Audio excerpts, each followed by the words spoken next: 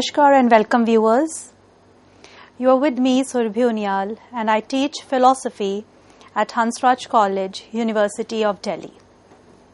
Friends, we have been doing a special lecture series on Introduction to Philosophy.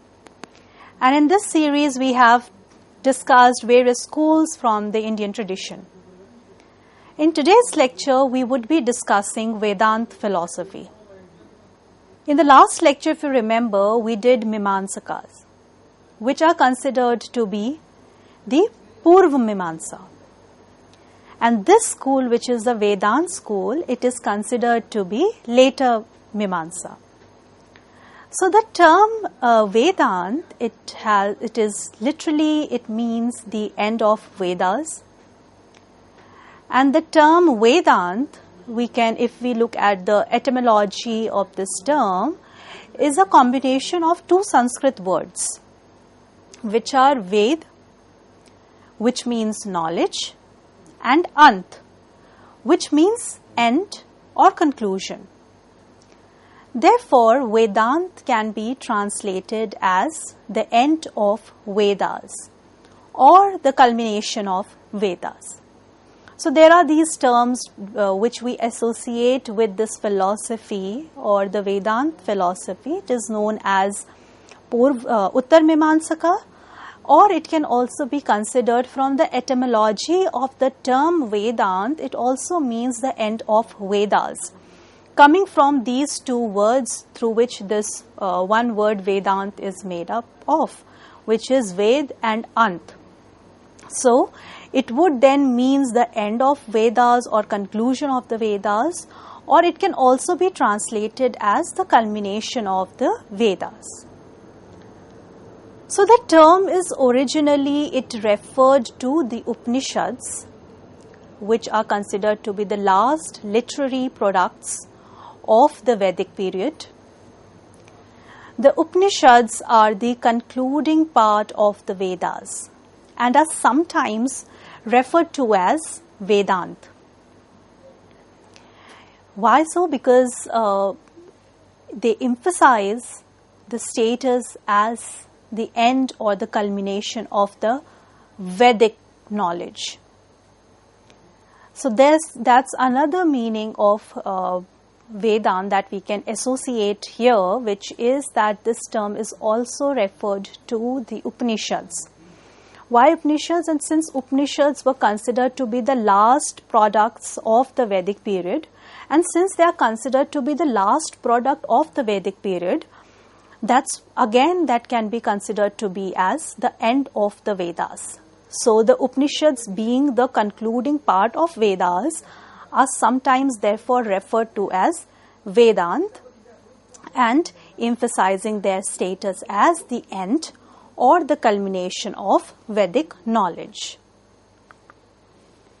So the Upanishads may be regarded as the end of Vedas in different ways or different series of understanding, in which we say that Upanishads are considered to be the end of Vedas.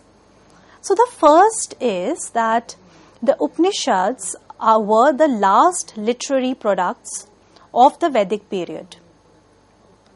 Three kinds of literature of this period can be broadly distinguished. The earliest being the Vedic hymns or mantras compiled in different samhitas vis-a-vis Rig, Veda, Yajus and the Sam. The next being the Brahmanas, which are the treatises guiding and encouraging the Vedic rituals. And the last is the Upanishads, which discusses philosophical problems. So in this way you can see that how the Vedas are being broadly divided into these three categories. So the earliest of the Vedic concerns the hymns and the mantras that are compiled in the different samhitas.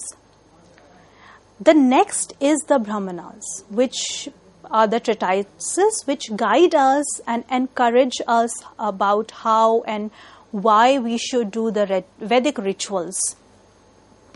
And the last is the Upanishads, which guide us or which tell us what are the philosophical problems regarding what is the reality, what is the world, and what is the ultimate.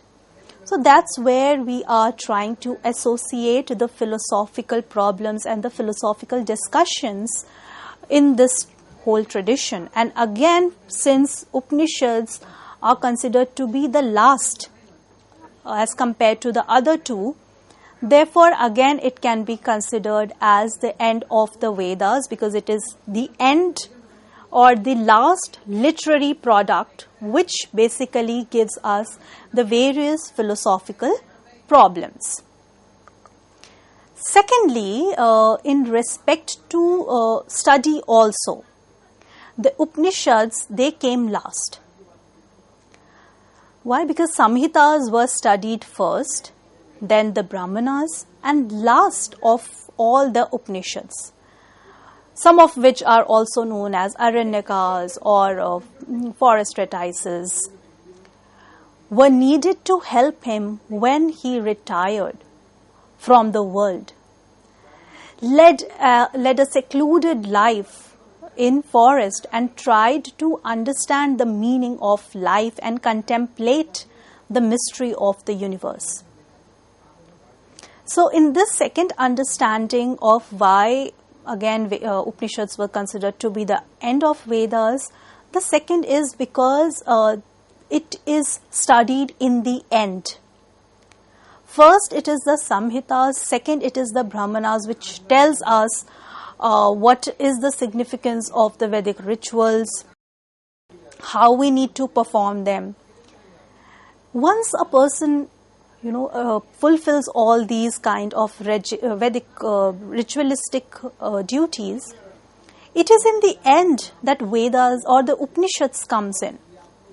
And it is often considered that when a person used to, after fulfilling his life as a family life, he would then go to the forest as a sannyasi, and that's where he tries to know the reality of the world.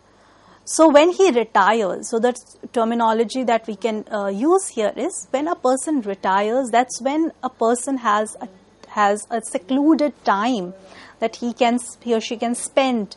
And as it has been mentioned that this was when the Upanishads were being studied, when a person led a secluded life in the forest. And that's where he or she tried to understand what is the meaning of life and contemplate the mystery of the universe and know what the reality actually is. So based on how we study these different Vedas, here also it is the Upanishads which came at the last, and that's why it is considered as the end of Vedas. Thirdly, they are called end of Vedas in the sense that they mark the culmination of Vedas.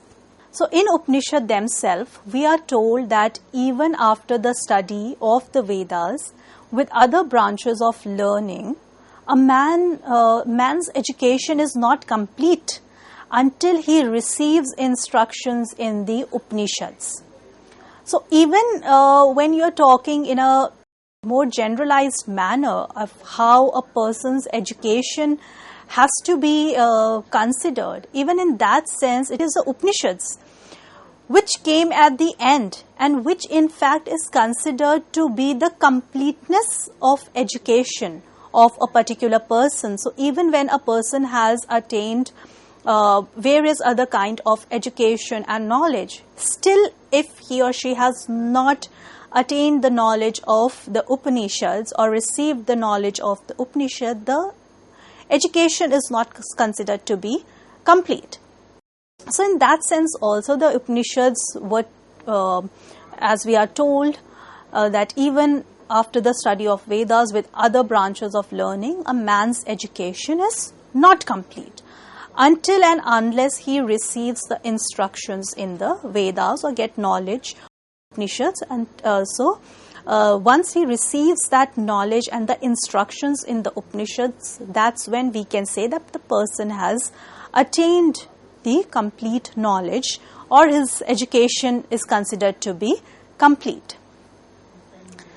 So, Upanishads were many in number, and they developed in different Vedic schools at different times and different places. So, so we can see that Upanishads, they were many in number, and they were developed in different Vedic schools at different times and different places. The problem discussed and solutions offered presented differences in spite of a unity of general outlook. The need was felt, therefore, in course of time for systematizing the different teachings so as to bring out the harmony underlying them. So once having considered what the Vedas literally mean, its etymological understanding, and why even the Upanishads are considered to be the end of Vedas in different perspectives or in different contexts, we are now moving forward to know that how these different schools of Vedanta were developed.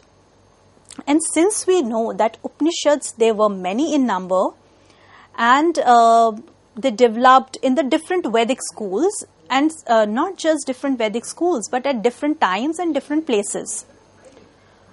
So the problems that have been discussed in these different Upanishads and the solutions that have been offered, there has been a difference in those problems and the solutions that have been provided in these different Upanishads at different places and different times.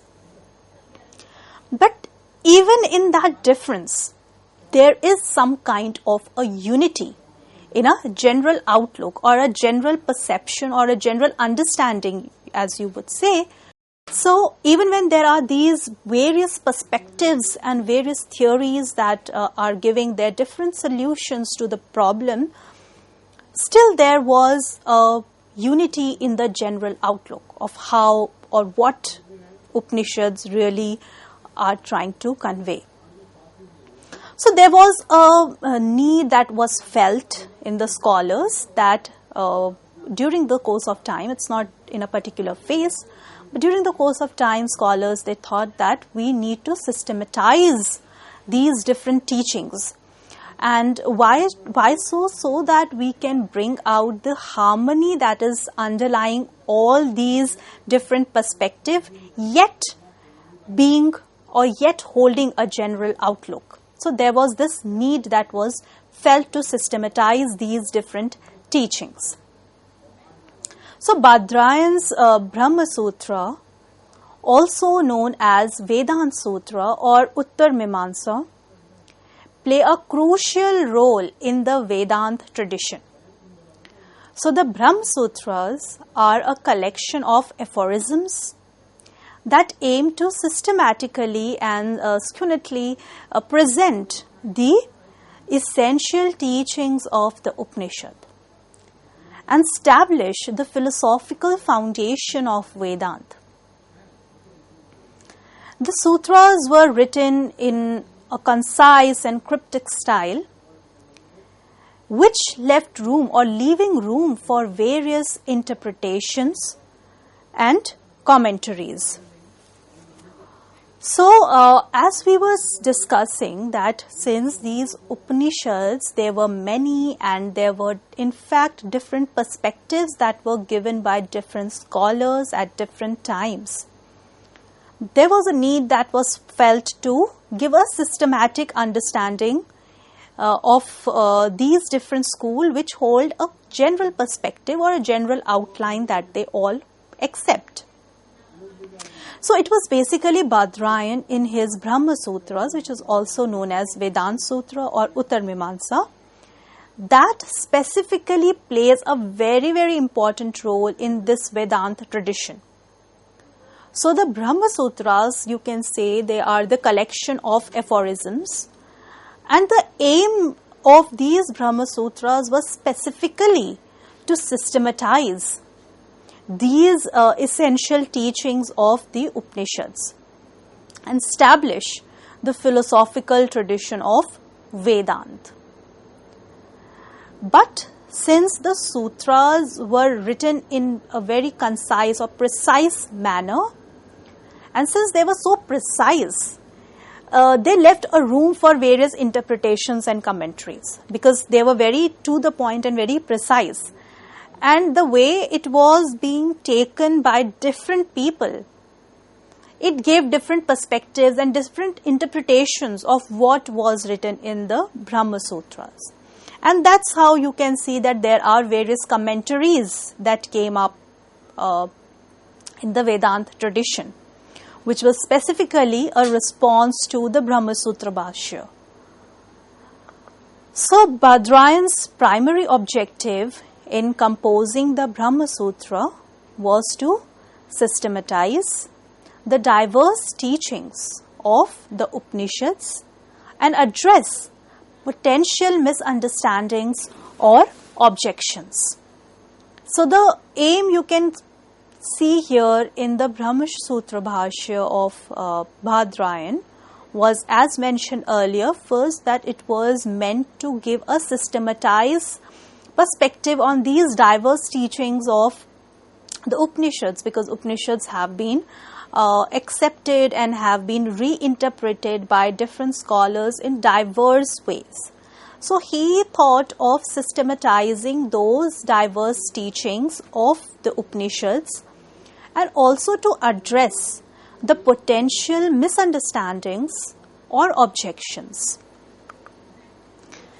So the Upanishads, being philosophical and mystic in nature, required clarification and organization.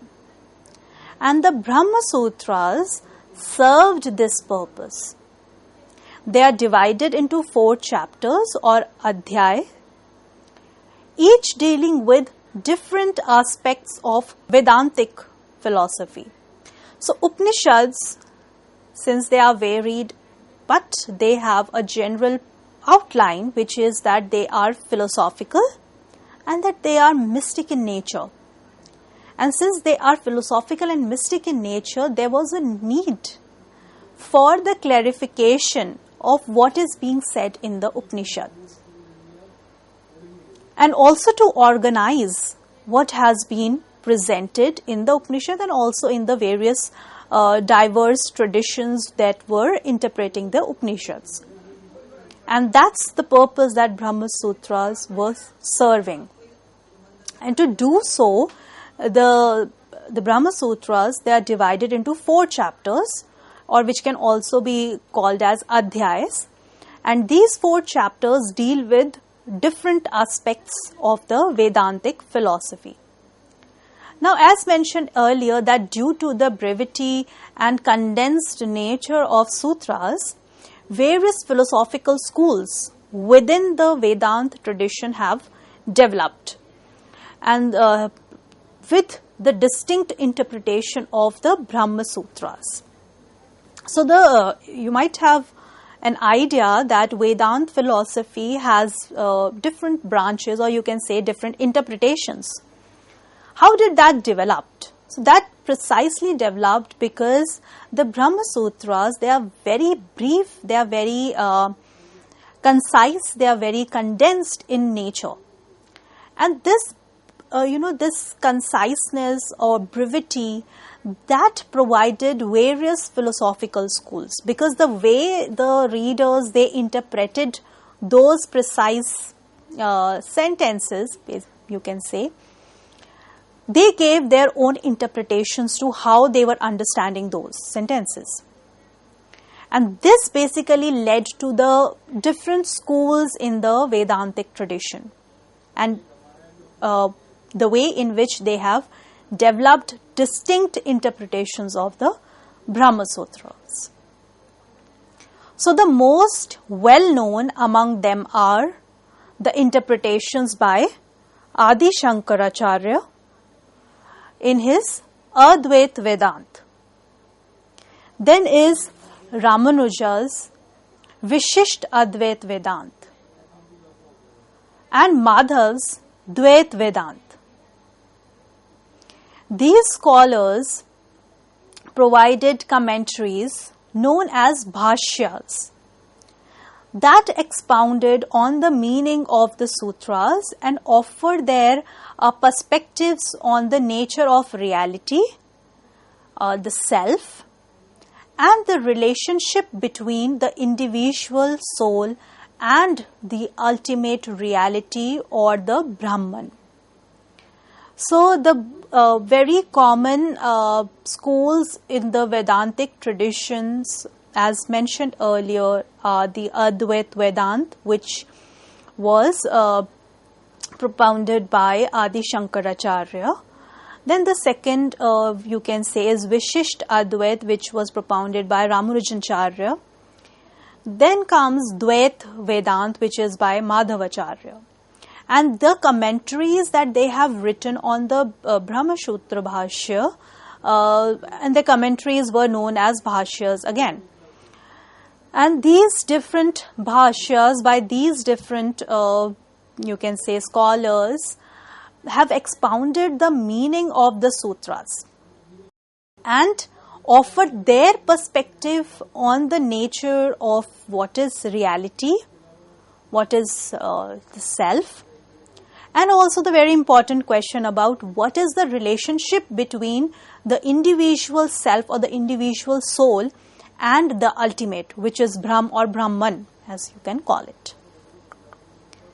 So Vedanta philosophy has indeed generated vast and rich body of literature through the extensive commentaries, sub-commentaries, independent treatises and debates among scholars from different schools of thought.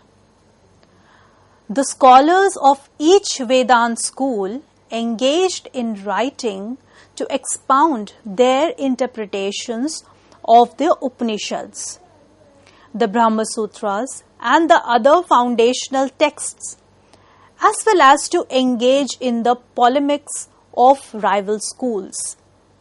So we can see that Vedanta school or Vedanta philosophy is therefore considered as one of the vast and a rich schools from the Indian tradition, because the rich body of literature that it has produced, and this rich body of literature not only just contain the commentaries, but it also includes sub-commentaries, it includes independent treatises, it includes debate among scholars from different schools of thought. And the scholars of each Vedanta school engaged in writing to expound their interpretation of the Upanishads, the Brahma Sutras and other texts that were related to this tradition. And they also engaged in a debate with the rival schools as well. And therefore, this school is considered to be one of the most important, very vast and very rich in its literary work by producing commentaries, sub-commentaries and various other literary works that it has produced. So viewers, we are going to end this lecture here. We are going to continue it in the next class, next lecture, where we will be discussing what are the various other salient features in Vedanta philosophy and specifically focusing upon Advait Vedanta in the next lecture. So please follow the next lecture. Thank you.